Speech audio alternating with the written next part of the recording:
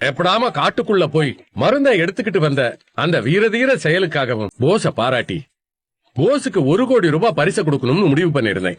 படி உங்க எல்லாரும் முன்னாடியும் போஸ் மாப்பிள்ளையா இருக்கிற இந்த தருணம் அவரை பாராட்டி தொடர்ந்து இது போல பல உயிர்களை காப்பாற்றணும்ன்ற எண்ணத்தினாலையும் பிறர் மேல அக்கறை கொண்டவராகவும் சிறந்த மனிதராகவும் விளங்கணும்னு சொல்லி அவரை வாழ்த்தி என்னோட உசுரை காப்பாத்தினதுக்கு நன்றி கூறி இந்த 1 கோடி ரூபாய நான் போஸுக்கு கொடுக்கறேன். யாரும் கைத்தட்டி வாழ்த்தி உங்க வாழ்த்துக்களை தெரிவிக்கணும்னு கேட்டுக்கிறேன். வாங்க மாறா, நல்லா டைட்டா எடுப்பா, பெரிய பிரேம போடணும்.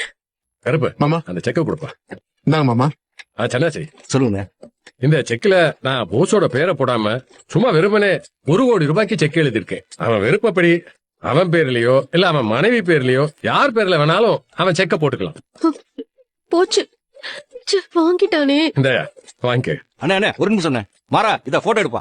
சன்னாச்சி எதுக்கு இதெல்லாம் வந்திருக்கவங்களாம்? அண்ணே இதெல்லாம் ஒரு நினைவா இருக்கட்டுமே அண்ணே. ஏப்பா நீ எடுப்பா.